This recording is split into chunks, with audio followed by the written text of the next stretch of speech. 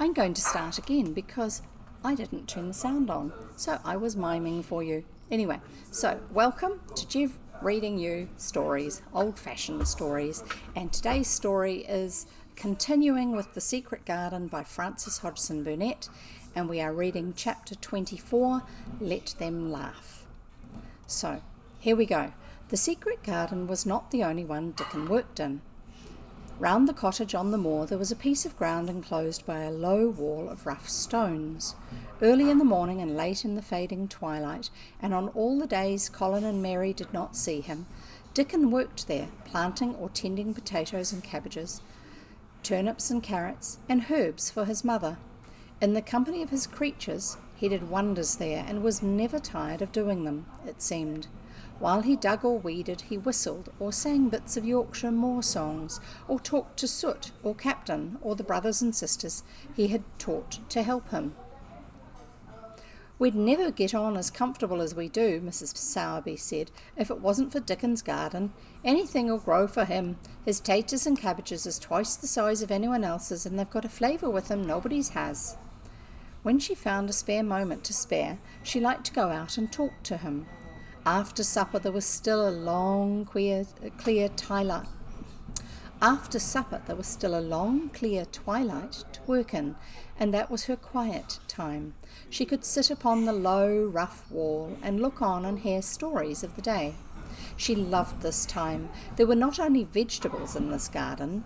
Dickon had bought penny packages of flower seeds now and then, and sown bright, sweet-scented things among gooseberry bushes and even cabbages, and he grew borders of mignonette and pinks and pansies and things whose seeds he could save year after year, or whose roots would bloom each spring and spread in time into fine clumps.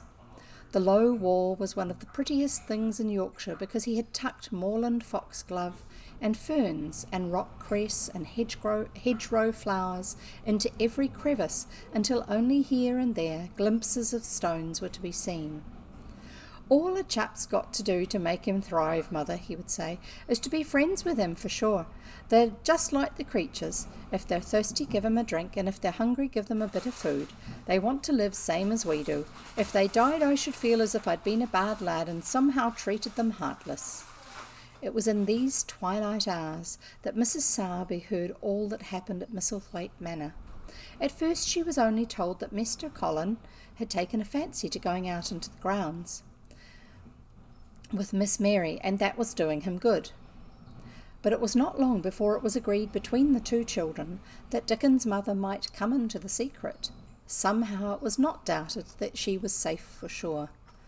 For one beautiful still evening, Dickon told the whole story, with all the thrilling details of the buried key and the robin and the grey haze which had seemed like deadness, and the secret Mistress Mary had planned never to reveal.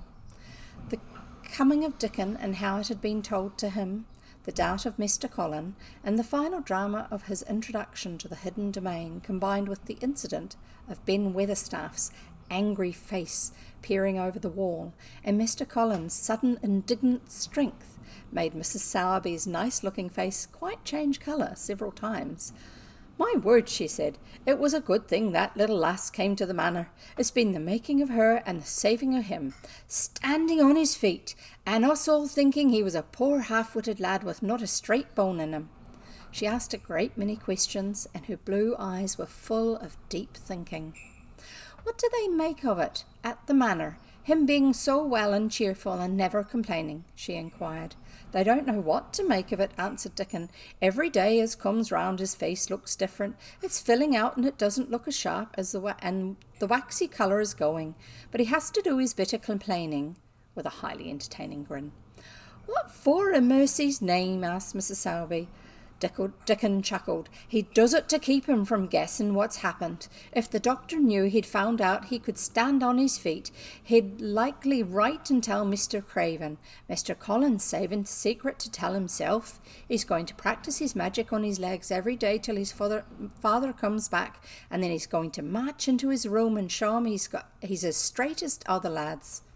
But him and Miss Mary thinks it's best plan to do a bit of groaning and fretting now and then to throw folk off the scent." Mrs. Sowerby was laughing a low, comfortable laugh long before he had finished his last sentence. "Eh," she said, "that pair's enjoying themselves, I warrant. They'll get a good bit of play-acting out of it, and there's nothing children likes as much as play-acting. Let's hear what they do, Dickon, lad." Dickon stopped weeding and sat up on his heels to tell her. His eyes were twinkling in fun. "Mr. Colin is carried down to his chair every time he goes out," he explained, "and he flies out at John the footman for not carrying him careful enough. He makes himself as helpless looking as he can, and never lifts his head until we're out of sight of the house, and he grunts and frets a good bit when he's settling into his chair. Him and Miss Mary's both got to enjoying it, and when he groans and complains, she'll say, 'Poor Colin, does it hurt so much? Are you so weak as that, poor Colin?' But trouble is that sometimes they can scarce keep from bursting out laughing. When we get safe into garden, they laugh till they've no breath left to laugh with, and they have to stuff their faces into Mr. Colin's cushions to keep the gardeners from hearing, if any of 'em's about.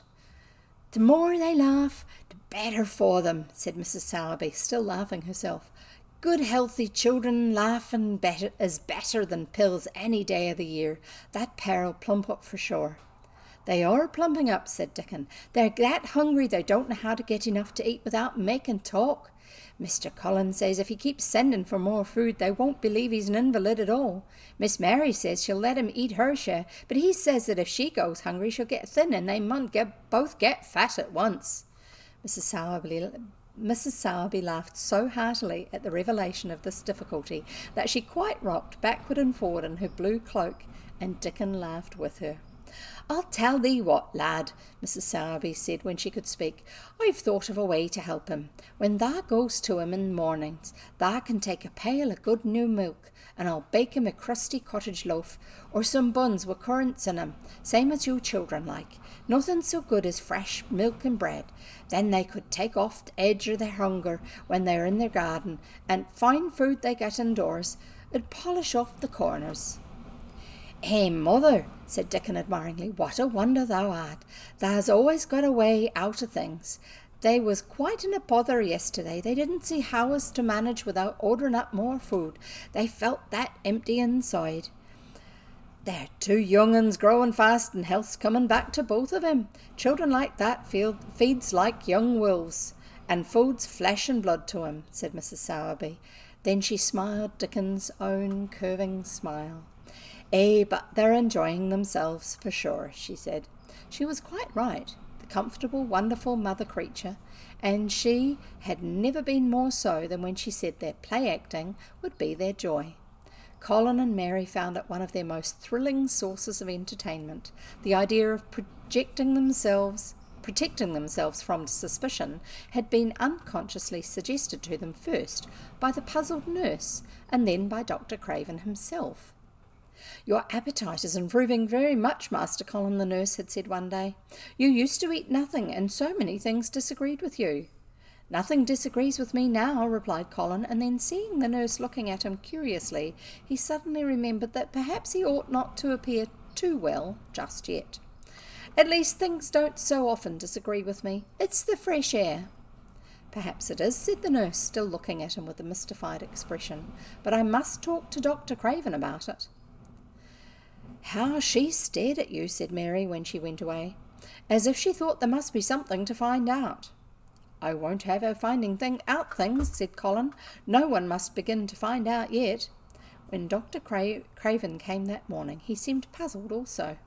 He asked a number of questions, to Colin's great annoyance. "You stay out in the garden a great deal," he suggested. "Where do you go?"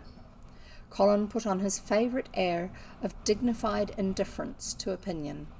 "I will not let anyone know where I go," he answered. "I go to a place I like. Everyone has orders to keep out of the way. I won't be watched and stared at. You know that." "You seem to be out all day, but I do not think it has done you harm. I do not think so. The nurse says that you eat much more than you have ever done before." "Perhaps," said Colin, prompted by a sudden inspiration, "perhaps it's an unnatural appetite." I don't think so, as your food seems to agree with you, said Dr. Craven. You are gaining flesh rapidly and your colour is better. Perhaps I am bloated and feverish, said Colin, assuming a discouraging air of gloom. People who are not going to live are often different. Dr. Craven shook his head. He was holding Colin's wrist and pushed up his sleeve and felt his arm. You are not feverish, he said thoughtfully, and such flesh as you have gained is healthy. If we can keep this up, my boy, we need not talk of dying. Your father will be very happy to hear of this remarkable improvement. I won't have him told, Colin broke forth fiercely. It will only disappoint him if I get worse again, and I may get worse this very night. I might have a raging fever. I feel as if I might be beginning to have one now. I won't have any letters written to my father. I won't. You are making me angry, and you know that is bad for me. I feel hot already. I hate being written about and being talked over as much as I hate being stared at. Hush, my boy. Dr. Craven soothed him. Nothing shall be written without your permission. You are too sensitive about such things. You must not undo the good which has been done. He said no more about writing to Mr. Craven, and when he saw the nurse, he privately warned her that such a possibility must not be mentioned to the patient. The boy is extraordinarily better, he said. His advance seems almost abnormal, but of course he is doing now of his own free will what we could not make him do before. Still, he excites himself very easily, and nothing must be said to irritate him. Hang on. Now my book's gone to the wrong page. Nothing must be said to irritate him. Mary and Colin were much alarmed and talked together anxiously. From this time dated their plan of play-acting. I may be obliged to have a tantrum, said Colin regretfully. I don't want to have one, and I'm not miserable enough now to work myself into a big one. Perhaps I couldn't have one at all. That lump doesn't come in my throat now, and I keep thinking of nice things instead of horrible ones. But if they talk about writing to my father, I shall have to do something. He made up his mind to eat less, but unfortunately it was not possible to carry out this brilliant idea when he wakened each morning with an amazing appetite, and the table near his sofa was set with a breakfast of homemade bread and fresh butter, snow-white eggs, raspberry jam, and clotted cream. Mary always breakfasted with him, and when they found themselves at the table, particularly if there were delicate slices of sizzling ham, sending forth tempting odours from under a hot silver cover, they would look into each other's eyes in desperation. I think we shall have to eat it all this morning, Mary, Colin was always ended up by saying. We can send away some of the lunch and have a great deal of the dinner. But they never found they could send away anything, and the highly polished condition of the empty plates, returned to the pantry, awakened much comment. I do wish, Colin would also say, I do wish the slices of ham were thicker, and one muffin each is not enough for anyone. It's enough for a person who is going to die, answered Mary when she first heard this, but it's not enough for a person who's going to live. I sometimes feel as if I could eat 3 when those nice fresh heather and gorse smells from the moor come pouring in at the open window. The morning that Dickon, after they had been enjoying themselves in the garden for about 2 hours, went behind a big rose bush and brought forth 2 tin pails and revealed that one was full of rich new milk with cream on the top of it, and that the other held cottage-made currant buns folded in a clean blue and white napkin, buns so carefully tucked in that they were still hot. There was a riot of surprised joyfulness. What a wonderful thing for Mrs. Sowerby to think of. What a kind, clever woman she must be. How good the buns were, and what delicious fresh milk. Magic is in her just as it is in Dickon, said Colin. It makes her think of ways to do things, nice things. She is a magic person. Tell her we are grateful, Dickon, extremely grateful. He was given to using rather grown-up phrases at times. He enjoyed them. He liked it so much. He liked this so much that he improved upon it. Tell her she has been most bounteous, and our gratitude is extreme.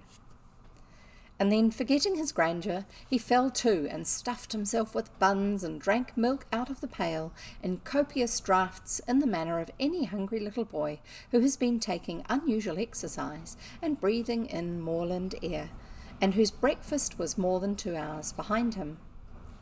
This was the beginning of many agreeable incidents of the same kind.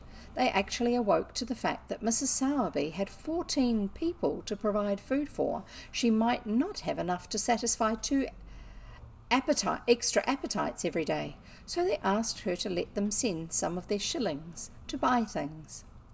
Dickon made the stimulating discovery that in the wood in the park outside the garden, where Mary had first found him piping to the wild creatures, there was a deep little hollow where you could build a sort of tiny oven with stones and roast potatoes and eggs in it.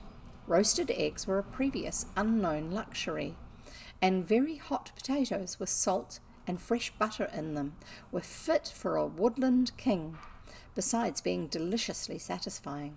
You could buy both potatoes and eggs and eat as many as you liked without feeling as if you were taking food out of the mouths of 14 people. Every beautiful morning the magic was worked by the mystic circle under the plum tree, which provided a canopy of thickening green leaves after its brief blossom time was ended. After the ceremony, Colin always took his walking exercise, and throughout the day he exercised his newly found power at intervals. Each day he grew stronger and could walk more steadily and cover more ground, and each day his belief in the magic grew stronger, as well it might. He tried one experiment after another as he felt himself gaining strength, and it was Dickon who showed him the best things of all. "Yesterday," he said one morning after an absence, "I went to Thwaite for mother, and the Blue Cow Inn, and near the Blue Cow Inn I seed Bob Howarth. He's the strongest chap on moor. He's the champion wrestler, and he can jump higher than any other chap and throw the hammer further. He's gone all the way to Scotland for sports some years. He's knowed me ever since I was a little un, and he's a friendly sort, and I asked him some questions. The gentry calls him an athlete, and I thought of thee, Mr. Colin, and I says, how did thou make thy big muscles stick out that way, Bob? Did thou do anything extra to make thyself so strong? And he says, well, yes, lad, I did. A strong man in a show that came to Thwaite once showed me how to exercise my arms and legs and every muscle in my body. And I says, could a delicate chap make himself stronger with him, Bob? And he laughed and says, art thou the delicate chap? And I says, no, but I knows a gentleman was getting well of a long illness, and I wish I knowed some of them tricks to tell him about. I didn't say no names, and he didn't ask none. He's friendly, same as I said, and he stood up and showed me good-natured like, and I imitated what he did till I knowed it by heart." Colin had been listening excitedly. "Can you show me?" he cried. "Will you?" "Aye, to be sure," Dickon answered, getting up. "But he says thou mun do him gentle at first, and be careful not to tire thyself. Rest in between 'em, take deep breaths, and don't overdo it." "I'll be careful," said Colin. Show me, Dickon. You are the most magic boy in the world." Dickon stood up on the grass and slowly went through a carefully practical but simple series of muscle exercises. Colin watched them with widening eyes. He could do a few while he was sitting down. Presently he did a few gently while he stood up, so upon his already steadied feet. Mary began to do them also. Soot, who was watching the performance, became much disturbed and left his branch and hopped about restlessly because he could not do them too. Soot was the crow, or the rook, remember? From that time the exercises were part of the day's duties as much as the magic was. It became possible for both Colin and Mary to do more of them each time they tried, and such appetites were the results that, but for the basket Dickon put down behind the bush each morning when he arrived, they would have been lost. But the little oven in the hollow and Mrs. Sowerby's bounties were so satisfying that Mrs. Medlock and the nurse and Dr. Craven became mystified again. You can trifle with your breakfast and seem to disdain your dinner if you are full to the brim with roasted eggs and potatoes and richly frothed new milk, and oat cakes and buns, and heather, honey, and clotted cream. "They're eating next to nothing," said the nurse. "They'll die from starvation if they can't be persuaded to take some nourishment, and yet see how they look." "Look," exclaimed Mrs. Medlock indignantly. I'm mothered to death with them. They're a pair of young Satans, bursting their jackets one day and next turning up their noses at the best meals cook can tempt them with. Not a mouthful of that lovely young fowl and bread sauce they'd set a fork into yesterday, and the poor women fair invented a pudding for 'em, and back it's sent. She almost cried. She's afraid she'll be blamed if they starve themselves into their graves." Dr. Craven came and looked at Colin long and carefully. He wore an extremely worried expression when the nurse talked with him and showed him the almost untouched tray of breakfast she had saved for him to look at. But it was even more worried when he sat down by Colin's sofa and examined him. He had been called to London on business and had not seen the boy for nearly 2 weeks. When young things begin to gain health, they gain it rapidly. The waxen tinge had left Colin's skin, and a warm rose showed through it. His beautiful eyes were clear, and the hollows under them and in his cheeks and temples had filled out. His once dark, heavy locks had begun to look as if they sprang healthily from his forehead and were soft and warm with life. His lips were fuller and of a normal colour. In fact, as an imitation of a boy who was a confirmed invalid, he was a disgraceful sight. Dr. Craven held his chin in his hand and thought him over. "I am sorry to hear that you do not eat anything," he said. "That will not do. You will lose all you have gained, and you have gained amazingly. You ate so well a short time ago." "I told you it was an unnatural appetite," answered Colin.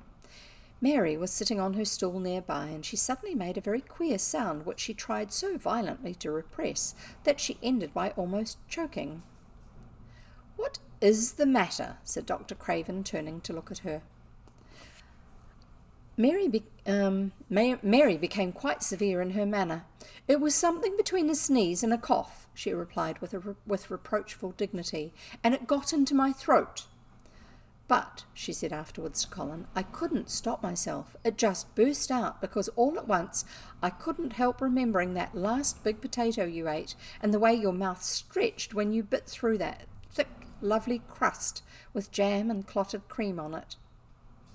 "Is there any way in which those children can get food secretly?" Dr. Craven inquired of Mrs. Medlock. "There's no way unless they dig it out of the earth or pick it off the trees," said Mrs. Medlock. "They stay out in the grounds all day and see no one but each other, and if they want anything different to eat from what's sent up to them, they need only ask for it." "Well," said Dr. Craven, "so long as going without food agrees with them, we need not disturb ourselves. The boy is a new creature." "So is the girl," said Mrs. Medlock. "She's begun to be downright pretty since she's filled out and lost her ugly little sour look. Her hair's grown thick and healthy looking, and she's got a bright colour. The glummest, ill-natured little thing she used to be, and now her and Master Colin laugh together like a pair of crazy young ones. Perhaps they're growing fat on that." "Perhaps they are," said Dr. Craven. "Let them laugh." And that was the end of the chapter.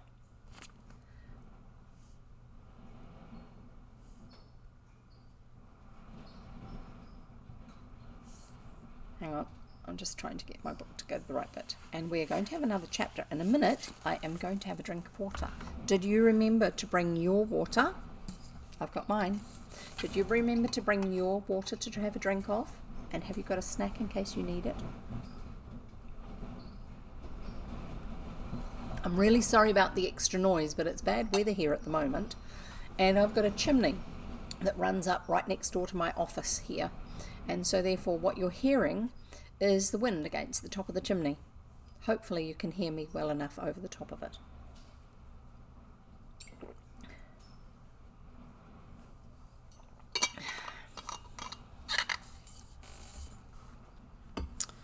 Right.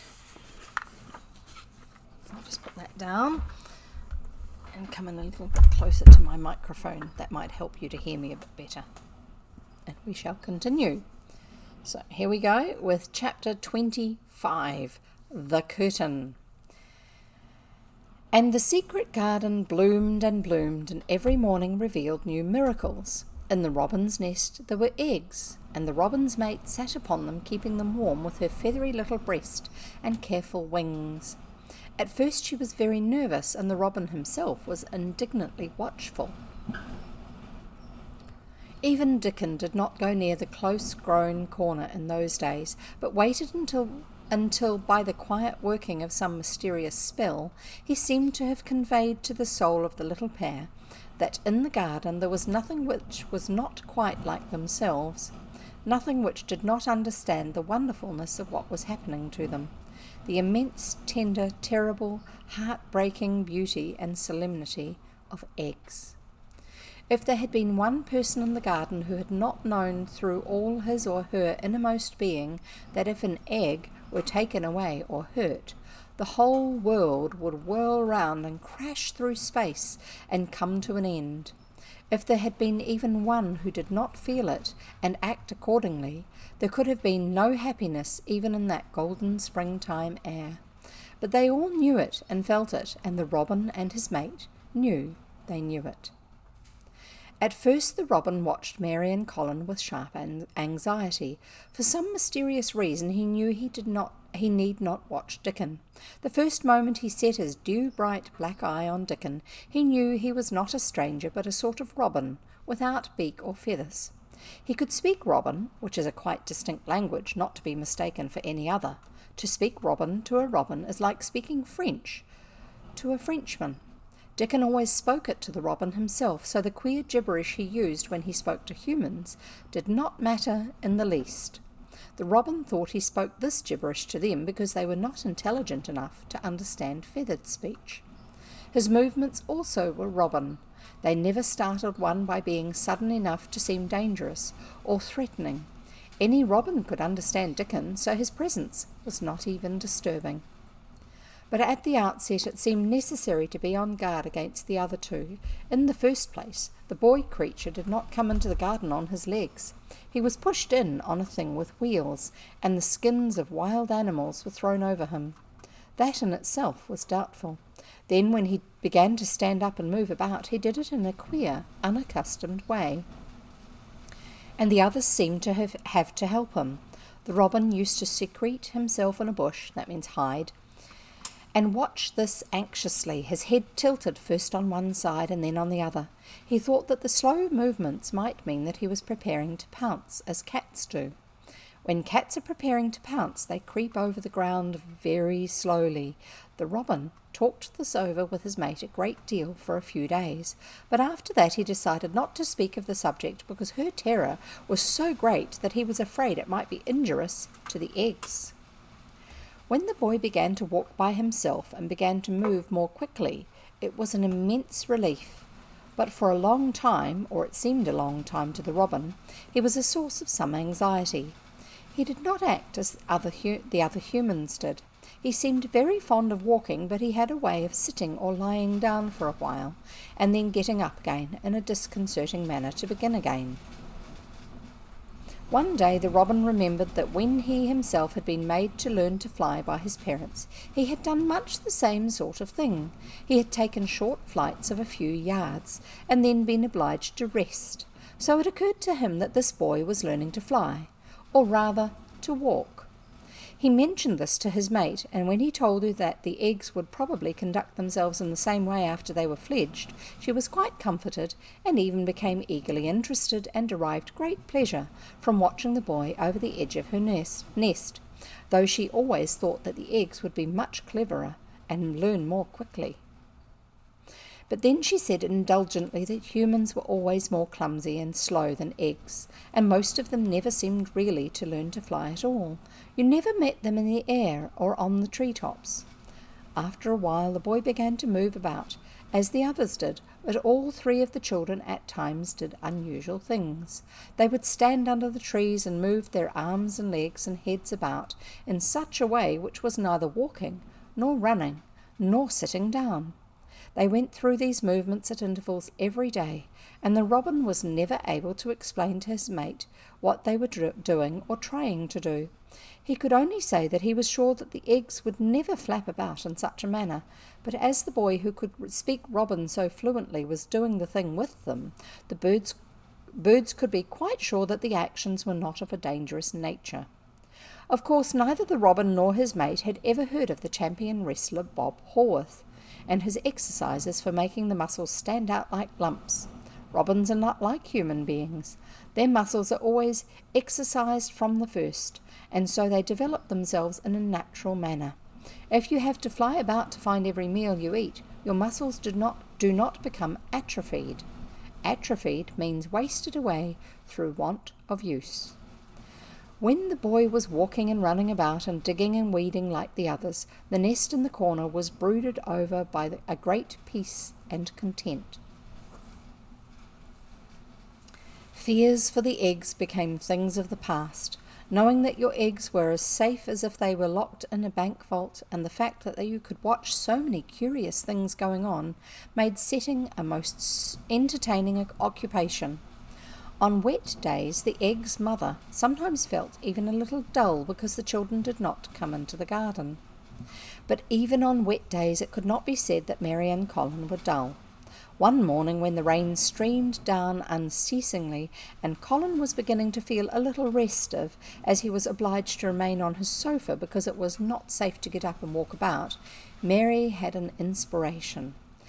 "Now that I am a real boy," Colin had said, "my arms and legs and all my body are so full of magic that I can't keep them still. They want to be doing things all the time. Do you know that when I waken in the morning, Mary, when it's quite early and the birds are just shouting outside and everything seems just shouting for joy, even the trees and things we can't really hear, I feel as if I must jump out of bed and shout myself. And if I did it, just think what would happen." Mary giggled inordinately. "The nurse would come running and Mrs. Medlock would come running and they would be sure you had gone crazy and they'd send for the doctor," she said. Colin giggled himself. He could see how they would all look, how horrified by his outbreak, and how amazed to see him standing upright. "I wish my father would come home," he said. "I want to tell him myself. I'm always thinking about it, but we couldn't go on like this much longer. I can't stand lying still and pretending, and besides, I look too different. I wish it wasn't raining today." It was then Mistress Mary had her inspiration. "Colin," she began mysteriously, "do you know how many rooms there are in this house?" "About 1,000, I suppose," he answered.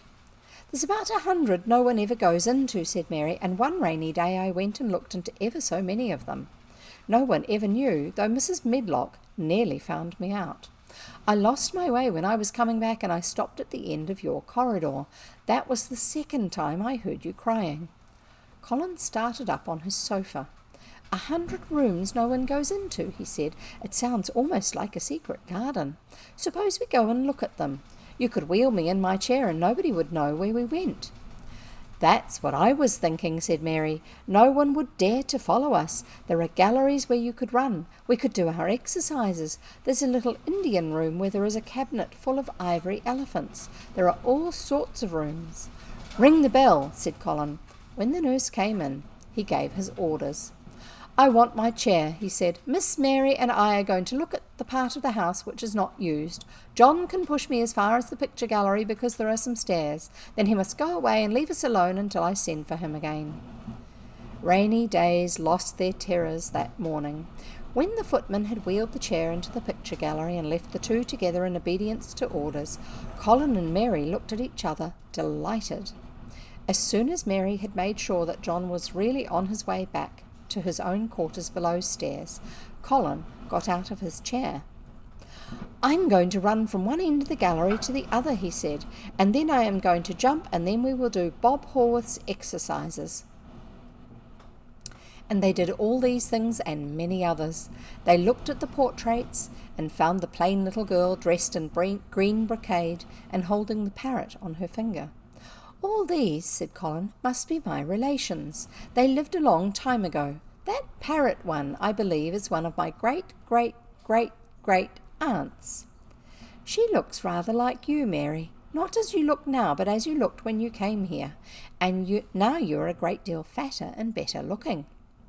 "So are you," said Mary, and they both laughed.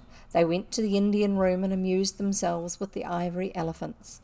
They found the rose-coloured brocade boudoir and the hole in the cushion the mouse had left, but the mice had grown up and run away, and the hole was empty.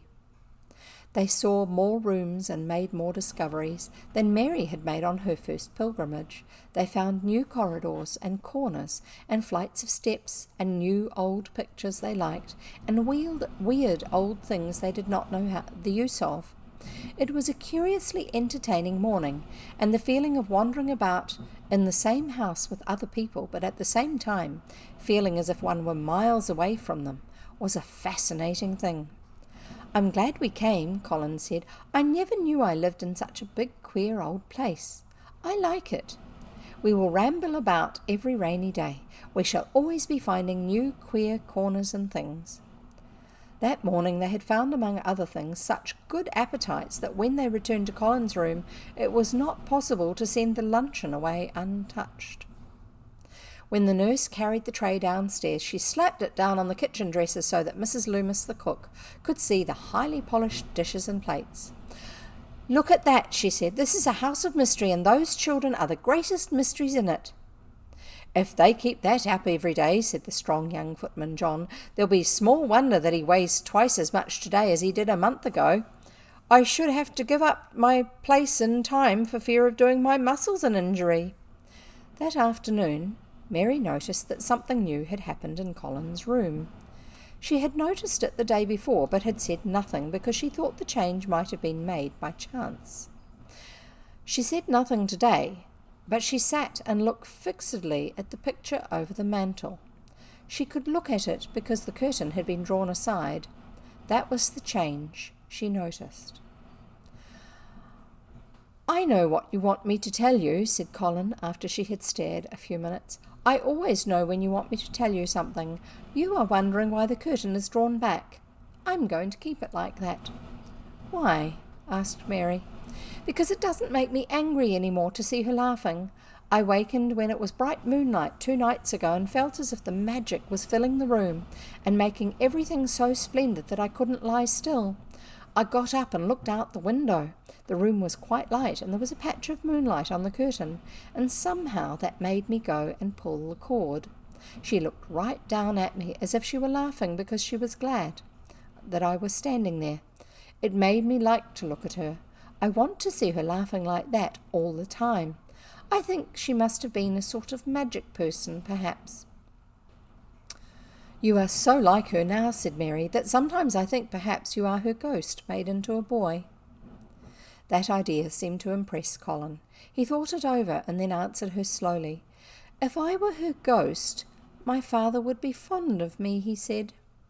"Do you want him to be fond of you?" Mary inquired.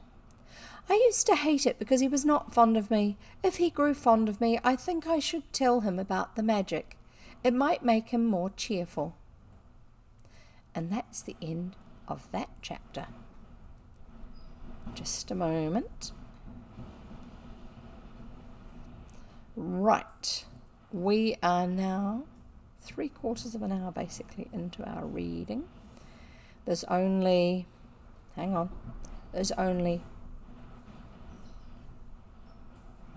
2 chapters left of the book, and I'm wondering how long it's going to take us. Just a moment, I'm trying to work out how long those pages are. Ooh, that's quite a long chapter. And that one is.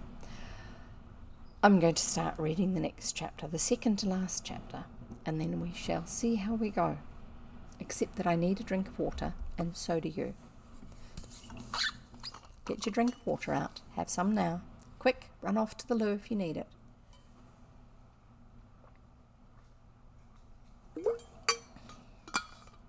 And I'm just going to type something in chat in case there's anyone wanting to know anything.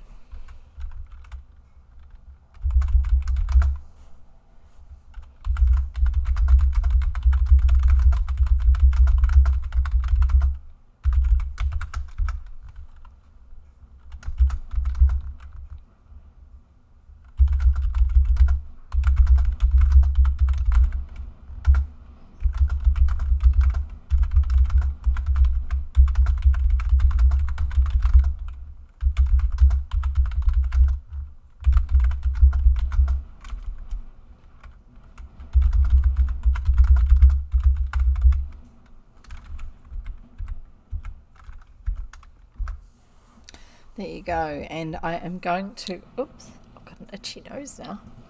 That's not so good. I am going to carry on with chapter 26. Chapter 26. Here we go. Chapter 26 is called Its Mother. Oh, I wonder what that means. Their belief in the magic was an abiding thing. That means it remained, it stayed with them. After the morning's incantations, Colin sometimes gave them magic lectures. I like to do it, he explained, because when I grow up and make great scientific discoveries, I shall be obliged to lecture about them, and so this is practice. I shall only give short lectures now because I'm very young, and besides, Ben Weatherstaff would feel as if he was in church, and he would go to sleep. Best thing about lecturing, said Ben, is that a chap can get up and say aught he pleases and no other chap can answer him back. I wouldn't be agin lecturing a bit mysel' sometimes. But when Colin held forth under his tree, old Ben fixed devouring eyes on him and kept them there. He looked him over with critical affection. It was not so much the lecture which interested him as the legs, which looked straighter and stronger each day. The boyish head, which held itself up so well, the once sharp chin and hollow cheeks which had filled and rounded out, and the eyes which had begun to hold the light he remembered in another pair. Sometimes when Colin felt Ben's earnest gaze meant that he was much impressed, he wondered what he was reflecting on, and once when he had seemed quite entranced, he questioned him. "What are you thinking about, Ben Weatherstaff?" he asked. "I was thinking," answered Ben, "as I'd warrant tha's gone up 3 or 4 pound this week. Pardon me. I was looking at thy calves and thy shoulders. I'd like to get thee on a pair of scales." "It's the magic, and Mrs. Sowerby's buns and milk and things," said Colin. "You see, the scientific experiment has succeeded." That morning Dickon was too late to hear the lecture. When he came he was ruddy with running. That means his face, his colouring was redder than previously. Ruddy with running, and his funny face looked more twinkling than usual. As they had a good deal of weeding to do after the rains, they fell to work. They always had plenty to do after a warm, deep, sinking rain. The moisture which was good for the flowers was also good for the weeds, which were thrusting up tiny blades of grass and points of leaves which must be pulled up before their roots took too firm a hold. Colin was as good at weeding as anyone in these days, and he could lecture while he was doing it. "The magic works best when you work yourself," he said this morning. "You can feel it in your bones and muscles. I am going to read books about bones and muscles, but I am going to write a book about magic. I am making it up now. I keep finding out things."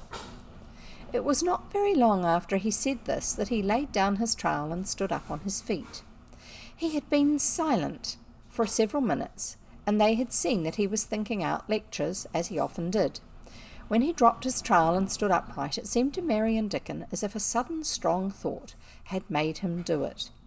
He stretched himself out to his tallest height, and he threw out his arms exultantly. Colour glowed in his face, and his strange eyes widened with joyfulness. All at once he had realized something to the full. "Mary! Dickon!" he cried. "Just look at me!" They stopped their weeding and looked at him. "Do you remember that first morning you brought me in here?" he demanded. Dickon was looking at him very hard. Being an animal charmer, he could see more things than most people could, and many of them were things he never talked about. He saw some of them now in this boy. "Aye, that we do," he answered. Mary looked hard too, but she said nothing. "Just this minute," said Colin, "all at once I remembered it myself when I looked at my hand digging with the trowel, and I had to stand up on my feet to see if it was real. And it is real. I'm well. I'm well." "Aye, that thou art," said Dickon. I'm well, said Colin again, and his face went quite red all over. He had known it before in a way. He had hoped it and felt it and thought about it, but just at that minute something had rushed all through him, a sort of rapturous belief and realization, and it had been so strong that he could not help calling out, "I shall live for ever and ever and ever," he cried grandly. "I shall find out thousands and thousands of things. I shall find out about people and creatures and everything that grows, like Dickon, and I shall never stop making magic. I'm well! I'm well! I feel as if I want to shout out something thankful, joyful." Ben Weatherstaff, who'd been working near a rose bush, glanced round at him. "Thou might sing doxology," he suggested in his driest grunt. He had no opinion of the doxology, and he did not make the suggestion with any particular reverence. But Colin was of an exploring mind, and he knew nothing about the doxology. "What is that?" he inquired. "Dickon can sing it for thee, I'll warrant," replied Ben Weatherstaff. Dickon answered with his all-perceiving animal charmer's smile. "They sing it in church," he says. "Mother says she believes the skylarks sing it when they gets up at morning." "If she says that, it must be a nice song," said Colin. "I've never been in a church myself. I was always too ill. Sing it, Dickon. I want to hear it." Dickon was quite simple and unaffected about it. He understood what Colin felt better than Colin did himself. He understood by a sort of instinct so natural that he did not know it was understanding. He pulled off his cap and looked round, still smiling. "Thou must take off thy cap," he said to Colin, "and so mun thou, Ben, and thou mun stand up, thou knows." Colin took off his cap, and the sun shone on and warmed his thick hair as he watched Dickon intently. Ben Weatherstaff scrambled up from his knees and bared his head too, with a sort of puzzled, half-resentful look on his old face, as if he didn't know exactly why he was doing this remarkable thing. Dickon stood out among the trees and rose bushes and began to sing in quite a simple, matter-of-fact way, and in a nice, strong boy voice.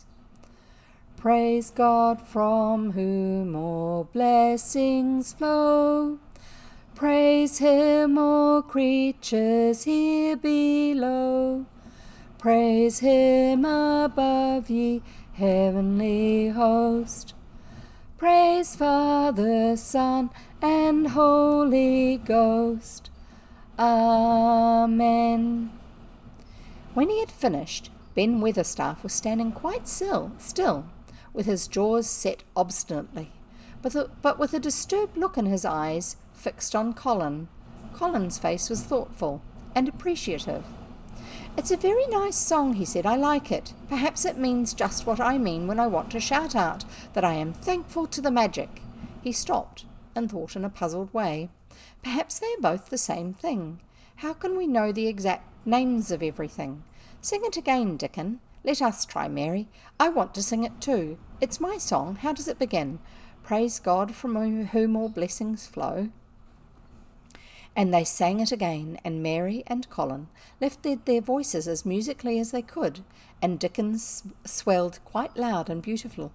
And at the second line Ben Weatherstaff raspingly cleared his throat, and at the third he joined in, with such vigour that it seemed almost savage, and when the Amen came to an end, Mary observed that the very same thing had happened to him, which had happened when he found out that Colin was not a cripple. His chin was twitching, and he was staring and winking, and his leathery old cheeks were wet. "I never seed no sense in doxology afore," he said hoarsely, "but I may change my mind in time. I should say tha'd gone up £5 this week, Mr. Colin. 5 on him." Colin was looking across the garden at something attracting his attention, and his expression had become a startled one. "Who is coming in here?" he said quickly. "Who is it?" The door in the ivied wall had been pushed gently open, and a woman had entered. She had come in with the last line of their song, and she had stood still, listening and looking at them. With the ivy behind her, the sunlight drifting through the trees and dappling her long blue cloak, and her nice fresh face smiling across the greenery. She was rather like a softly coloured illustration in one of Colin's books. She had wonderful, affectionate eyes which seemed to take everything in, all of them, even Ben Weatherstaff and the creatures, and every flower that was in bloom. Unexpectedly, as she had appeared, not one of them felt she was an intruder at all. Dickon's eyes lighted like lamps. "It's Mother! That's who it is!" he cried, and he went across the grass at a run. Colin began to move forward toward her too, and Mary went with him. They both felt their pulses beat faster. "It's Mother!" Dickon said again when they met halfway. "I knowed thou wanted to see her, and I told her where the door was hid."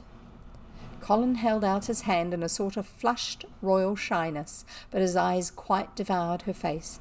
"Even when I was ill I wanted to see you," he said. "You and Dickon and the secret garden. I'd never wanted to see anyone or anything before." The sight of his uplifted face brought about a sudden change in her own. She flushed, and the corners of her mouth shook, and a mist seemed to sweep over her eyes. "Eh, dear lad," she broke out tremulously. "Eh, dear lad," as if she had not known she were going to say it. She did not say Mr. Colin, but just "dear lad," quite suddenly. She might have said it to Dickon in the same way if she had seen something in his face which touched her. Colin liked it.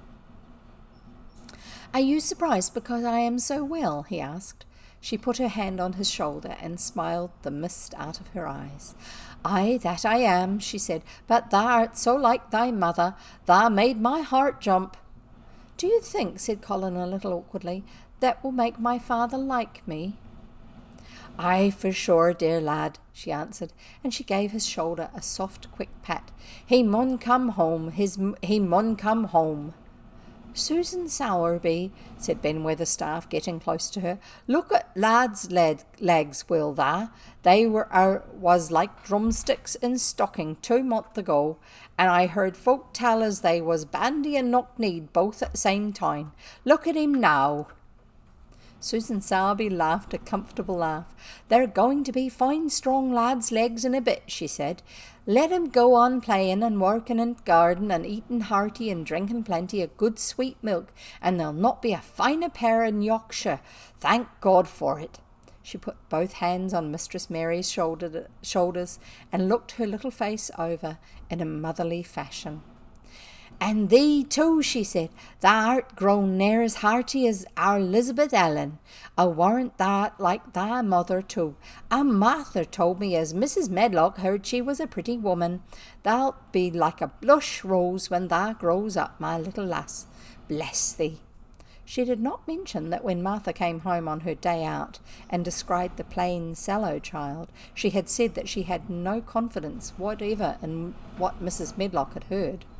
"It doesn't stand to reason that a pretty woman could be mother of such a foul little lass," she had added obstinately. Mary had not had time to pay much attention to her changing face. She had only known that she looked different and seemed to have a great deal more hair, and that it was growing very fast. But remembering her pleasure in looking at the Mem Sahib in the past, she was glad to hear that she might some day look like her. Susan Sowerby went round their garden with them, and was told the whole story of it, and shown every bush and tree which had come alive. Colin walked on one side of her, and Mary on the other. Each of them kept looking at her comfortable rosy face, secretly curious about the delightful feeling she gave them. A sort of warm, supported feeling. It seemed as if she understood them as Dickon understood his creatures. She stooped over the flowers and talked about them as if they were children. Soot followed her and once or twice cawed at her and flew upon her shoulder as if it were Dickon's. When they told her about the robin and the first flight of the young ones, she laughed a motherly little mellow laugh in her throat. "I suppose learning him to fly is like learning children to walk, but I'm feared I should be all in a worrit if mine had wings instead of legs," she said. It was because she seemed such a wonderful woman in her nice moorland cottage way that at last she was told about the magic. "Do you believe in magic?" asked Colin after he had explained about Indian fakirs. "I hope you do." "That I do, lad," she answered. "I never knowed it by that name, but what does the name matter? I warrant they call it a different name in France, and a different one in Germany. Same thing as sets seed swelling and sun shining, and made thee a well lad, and it's the good thing. It isn't like us poor fools as thinks it matters if us is called out of our names. The big good thing doesn't stop to work, bless thee. It goes on making worlds by million. Worlds like us. Never thee stop believing it big good thing, and knowing worlds full of it, and call it what thou likes. Thou wert singing to it when I come in garden." "I felt so joyful," said Colin, opening his beautiful, strange eyes at her. "Suddenly I felt how different I was, how strong my arms and legs were, and how I could dig and stand, and I jumped up and wanted to shout out something to anything that would listen. Magic listened when thou sung doxology. It would have listened to anything thou'd sung. It was joy that mattered. Lad, what names to joy maker?" She gave his shoulder a quick, soft pat again. She had packed a basket which held a regular feast this morning. And when the hungry hour came, and Dickon brought it out from its hiding place, she sat down with them under their tree and watched them devour their food, laughing and quite gloating over their appetites. She was full of fun and made them laugh at all sorts of odd things. She told them stories in broad Yorkshire and taught them new words. She laughed as if she could not help it when they told her of the increasing difficulty there was in pretending that Colin was a fretful invalid. "You can see we can't help laughing nearly all the time when we are together," explained Colin, "and it doesn't sound ill at all. We try to choke it back, but it will burst out, and that sounds worse than ever."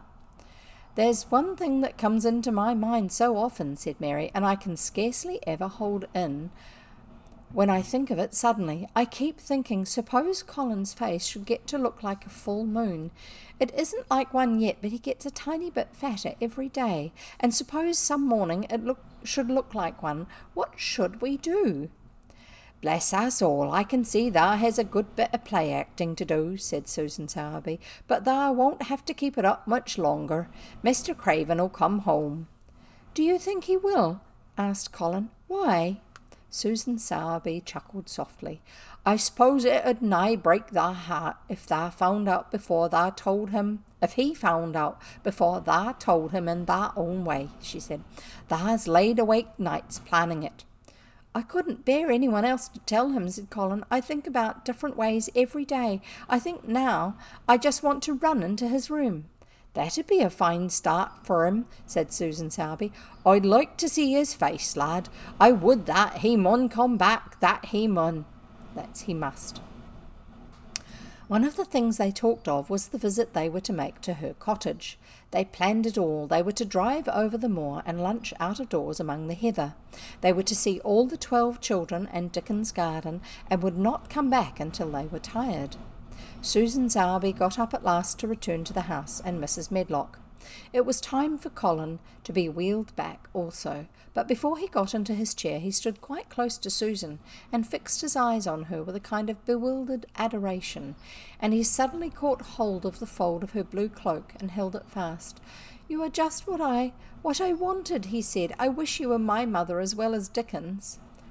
All at once Susan Sowerby bent down and drew him with her warm arms close against the bosom under the blue cloak, as if he had been Dickon's brother. The quick mist swept over her eyes. Dear lad," she said, "thy own mother's in this here very garden, I do believe. She could not keep out of it. Thy father mun come back to thee, he mun." And that's the end of that chapter, and I'm stopping there today because I think that Lemon would be most upset if I read the last chapter when she wasn't here. So the last chapter, I'll just check, I'm pretty sure that's it. The last chapter is called In the Garden. and it's chapter 17, and we shall have that next time. So I hope you've got some lovely things planned for the rest of your day or your evening or for tomorrow. Doesn't really matter what. Anyway, good to have you here.